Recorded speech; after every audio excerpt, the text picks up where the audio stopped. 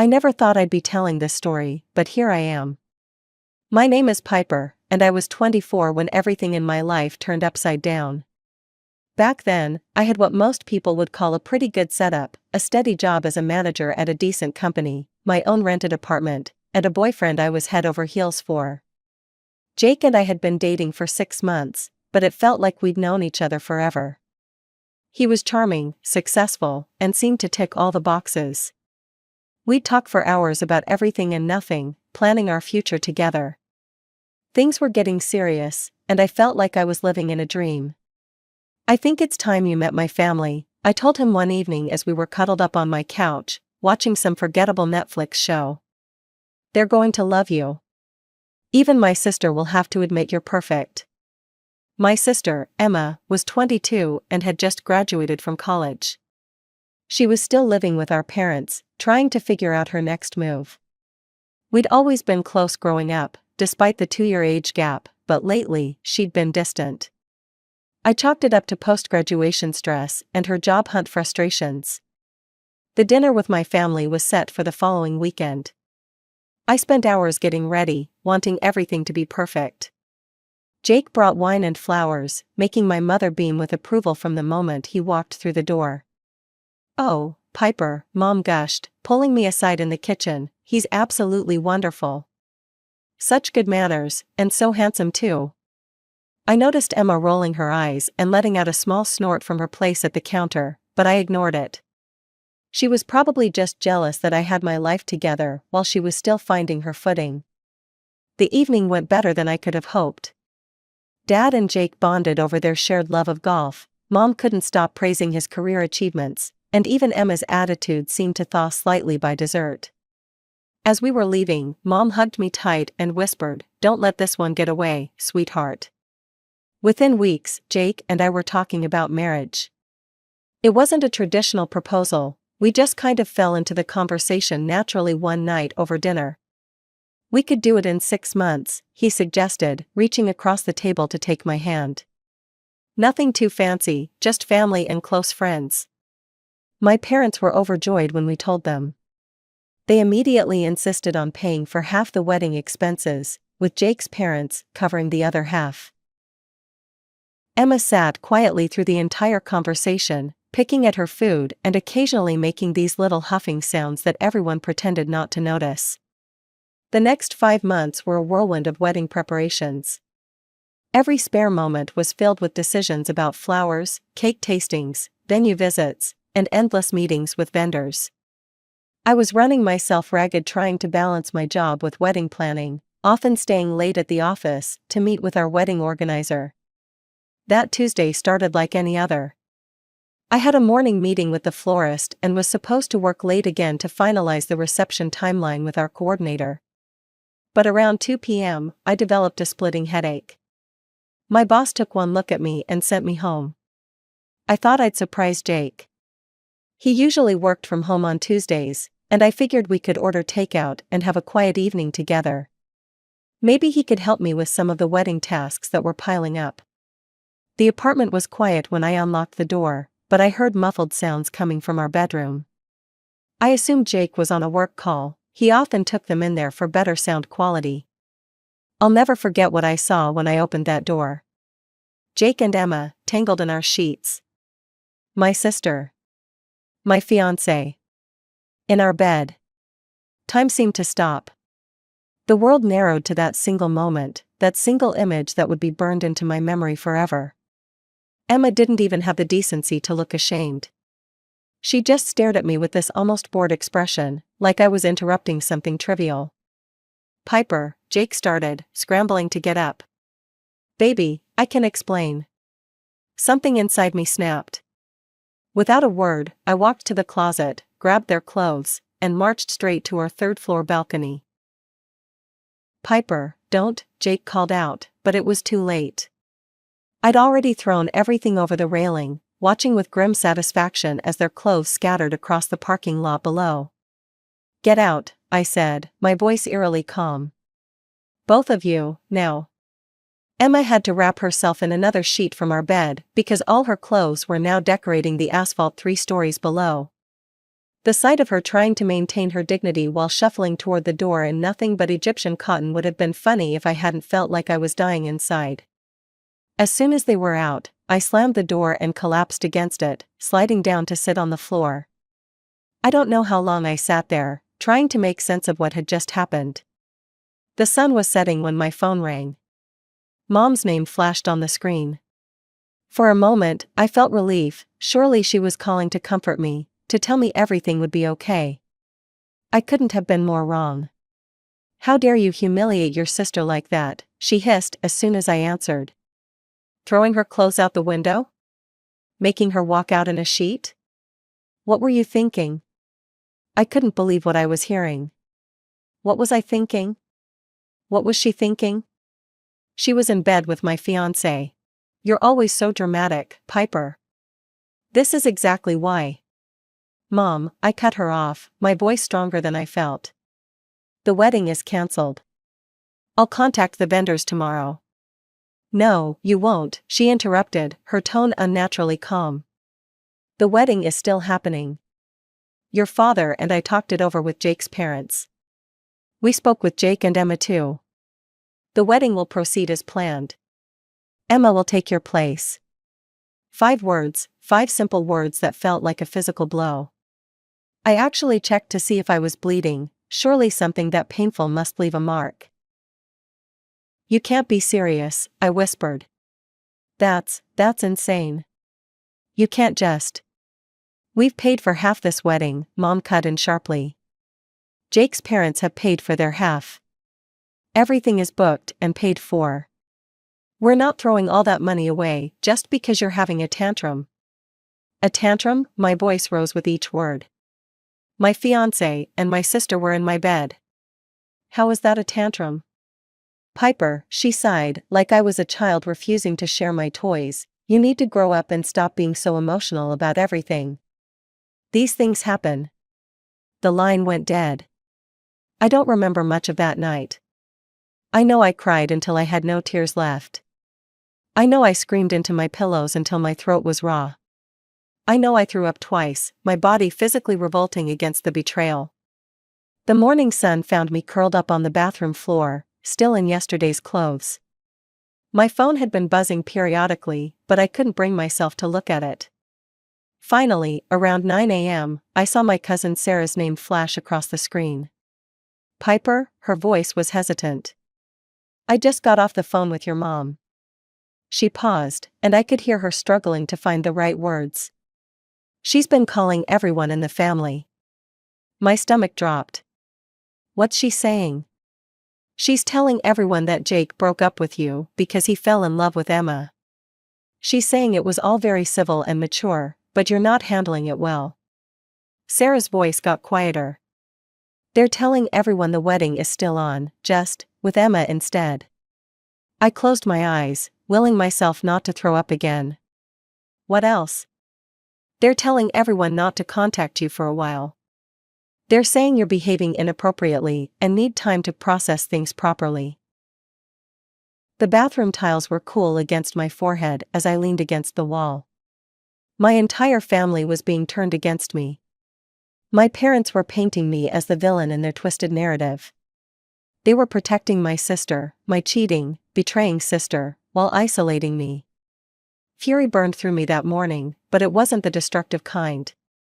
I made my decision right there on that bathroom floor. I wouldn't give them the satisfaction of a scandal. I wouldn't cry, scream, or beg. I would simply disappear from their lives as completely as they had erased me from theirs. The next morning, I walked into my boss Karen's office, before she'd even had her first coffee. "I need more work," I told her, standing straight despite my exhaustion. "The most challenging projects you've got." "I want them all." She studied me over her glasses. "Piper, you're already handling a full load, and with the wedding." "There is no wedding," I cut her off. "And I need to be busier. Much busier." Something in my expression must have convinced her because she opened her drawer and pulled out a thick file. "The Thompson account. Nobody's been able to crack it. It's yours if you want it. I found a new apartment that weekend, a small studio across town. I changed my phone number, blocked every family member on social media, and threw myself into work like it was the only life raft in an ocean of pain. The Thompson account? I cracked it in 2 weeks. The Impossible Miller project? Completed it a month ahead of schedule. Every challenge Karen threw at me, I conquered. I worked 14-hour days, took online courses at night, and studied our competitors like my life depended on it. Working was the only thing that kept me from thinking about them. About how Emma and Jake were probably living their happily ever after in the house we'd planned to buy. About how my parents were probably doting on their good daughter while telling everyone what a shame it was about their eldest. A year passed. I got promoted to senior manager. Another year, director of operations. By the 3rd year, I was the youngest vice president in the company's history. My salary tripled. I bought a gorgeous apartment in the city center, the kind of place Jake and I used to walk past and dream about. But I bought it on my own, with my own money, and every time I walked through those doors, I felt a fierce pride that had nothing to do with anyone else. I started traveling. First, small trips, weekend getaways to nearby cities. Then bigger ones. Paris in spring. Tokyo in fall. The Greek islands in summer. I posted photos of all of it on Instagram, not to show off, but to remind myself how far I'd come. 3 years. 3 years of not hearing their voices, not sitting at their dinner table, not knowing anything about their lives except the one fact I couldn't escape, that Emma had married Jake. I heard it from Sarah, who mentioned it casually during one of our rare text exchanges, probably testing to see if I'd react. I didn't. I was happy. Really, genuinely happy. Not the kind of happiness I thought I had with Jake, which was all about pleasing other people and fitting into their expectations.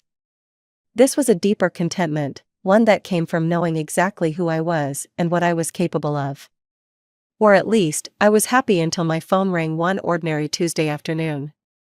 I stared at the unknown number on my phone screen, debating whether to answer. Something made me pick up, intuition, maybe, or just morbid curiosity. Hello? Piper, my mother's voice. Sweetheart, is that you? The saccharine sweetness in her tone made my teeth hurt. She was speaking as if we'd just talked yesterday, as if nothing had ever happened. What do you want? I kept my voice neutral, professional, the same tone I used in board meetings. The fake cheerfulness in her voice cracked slightly. Your father and I need to talk to you. Could you come to the house? Please? We've had some serious discussions about everything. About you. I should have hung up. I should have blocked this number like all the others. Instead, I heard myself saying, when? Saturday? Around 6? I'll make your favorite dinner. Fine, I hung up before she could say anything else. The week crawled by. I threw myself into work even harder than usual, trying not to think about the upcoming visit. My assistant caught me staring at my calendar more than once, the Saturday appointment glaring at me like an accusation. When the day arrived, I spent an hour getting ready. Hair perfectly styled, makeup flawless, designer outfit carefully chosen. If I was walking into the lion's den, I was going to do it looking like someone they couldn't touch anymore. I drove my new Mercedes slowly through my old neighborhood, noting how little had changed. But when I pulled up to my parents' house, I barely recognized it. The place looked tired, worn down. The garden my mother had once prided herself on was overgrown, the paint was peeling, and the front steps needed repair. I didn't bother knocking, this wasn't a social call. The inside of the house hit me with a wave of memories I wasn't prepared for. The same furniture, the same photos on the walls, though I noticed they'd removed all the ones with me in them, even the same smell of Mom's vanilla candles. And there they all were, arranged like some twisted family portrait. My parents, looking older and more tired than I remembered. Emma, with 2 small children clinging to her legs, one looking about 2, the other barely a year old. And Jake, standing beside her with his hand on her shoulder, looking exactly the same except for a slight paunch around his middle. I waited for the pain, for the rage, for any of the emotions that had nearly destroyed me 3 years ago. But there was nothing. They were strangers to me now, as irrelevant as the peeling wallpaper behind them. Emma's eyes ran over my outfit, my bag, my carefully curated appearance. "You look good," she said, envy dripping from every word. I smiled, all teeth. Amazing what you can accomplish when you don't waste time plotting to steal other people's fiancés. Piper, Mom's voice held that familiar note of disapproval. "Please, everyone, let's just sit down and have a nice dinner." I picked at the overcooked chicken on my plate, not really hungry but needing something to focus on besides the awkward silence around the table. The children, my supposed niece and nephew, were the only ones making any noise, the younger one banging a spoon against his high chair while the older one whined about his peas. Mom cleared her throat. "We've been following your success, Piper. Those photos you post, that apartment of yours looks absolutely beautiful. Right in the heart of downtown, isn't it?" I took a sip of water, not responding. "And your job, Vice President?" "We're all so," she glanced at Emma, who was staring intently at her plate, "so impressed with how well you're doing." "Why am I here?" I put my fork down. "Because I know it's not to discuss my social media posts." Mom's smile faltered slightly. She pushed her food around her plate before speaking again. "Well, you see, things have been a bit difficult lately." "Your father, why don't you tell her, dear?" Dad looked older than his years as he spoke. "I lost my job 3 months ago. Budget cuts. After 30 years with the company, I've had to pick up extra shifts at the hospital," Mom jumped in. "Just to keep up with the bills. The mortgage, utilities, everything's so expensive these days." I kept my face neutral, waiting for them to get to the point. "And of course, with Emma staying home with the kids," Mom gestured toward my sister, who was now trying to clean something off her younger child's face. "They're managing on just Jake's salary, but with 2 little ones." "What exactly does any of this have to do with me?" I asked, though I was starting to see where this was going. Mom's face brightened, apparently missing or choosing to ignore my tone. "Well, we were thinking. Emma really needs to find a job, but childcare is so expensive these days. And since you have such a flexible position." I stared at her, waiting for the punchline. It didn't come. "Are you?" I started laughing, I couldn't help it. "Are you seriously suggesting that I should babysit for them?" "You have that big apartment," Mom continued enthusiastically. "And I'm sure you could work from home some days. The children are really very well behaved." The 2-year-old chose that moment to throw his sippy cup across the room while screaming at top volume. "This is a joke, right?" I looked around the table. "You're not actually asking me to babysit the children of my sister and my ex-fiancé?" "Well," Dad cleared his throat, "if you're not comfortable with that arrangement, you could help pay for a proper babysitter. Given your salary." I sat back in my chair, genuinely amazed at their audacity. They had ambushed me, invited me here, served me my mother's mediocre cooking, all to ask me to either play nanny to my sister's kids or open my wallet for them. "No," I said, standing up, "absolutely not. I will not be your babysitter, and I will not be your ATM." "Piper," Mom's concerned mask slipped, revealing the anger beneath. "How dare you be so selfish? After everything we've done for you." Dad slammed his hand on the table, making the plates rattle. "You ungrateful, greedy girl. You're sitting there in your designer clothes, living in your luxury apartment, while your sister can barely afford diapers."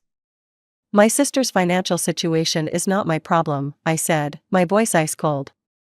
"You all made your choices 3 years ago. You chose her. You chose him.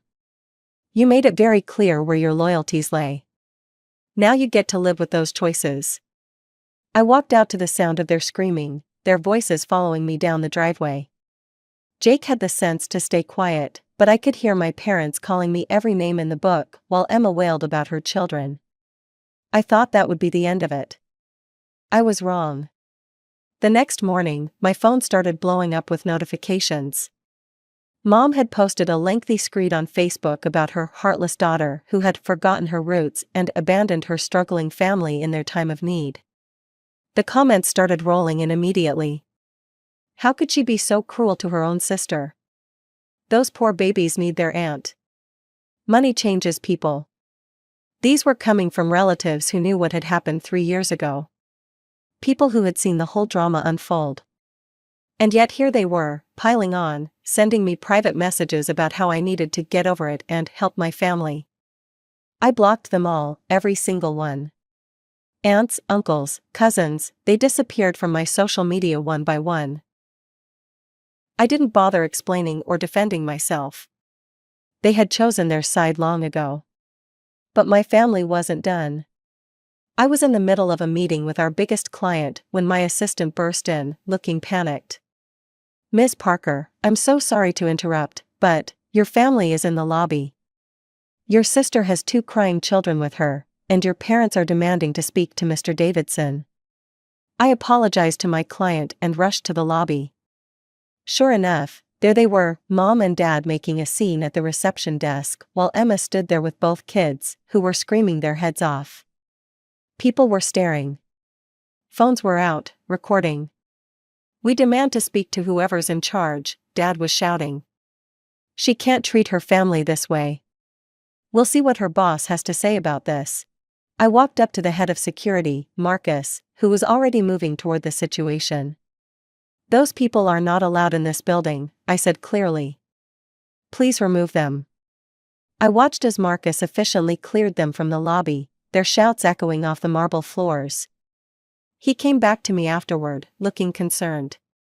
"Would you like us to call the police, Miss Parker?"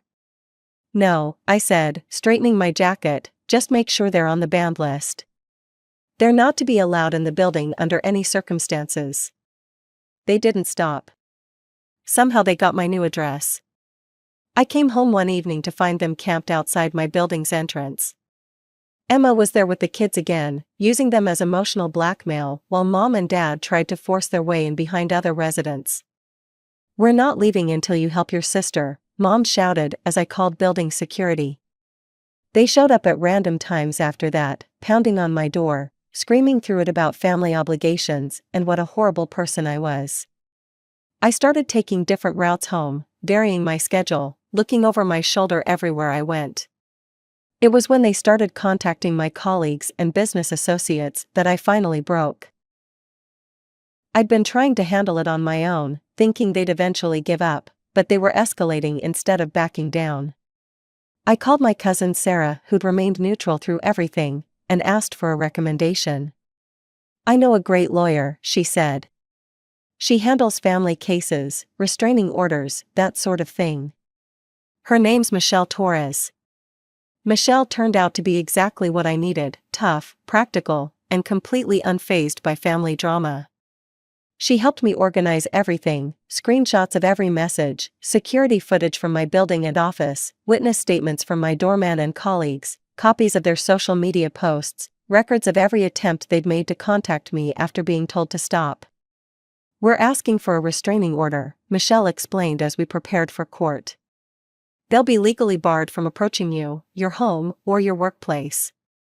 No contact through any means, physical, digital, or through third parties. And we're requesting $15,000 in damages for emotional distress and reputation damage." I wasn't prepared for how it would feel to see them in court.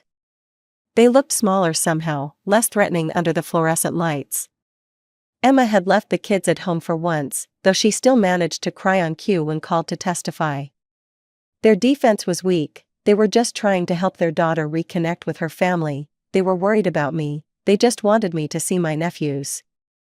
The judge wasn't impressed. "The evidence of harassment is clear and substantial," he said in his ruling.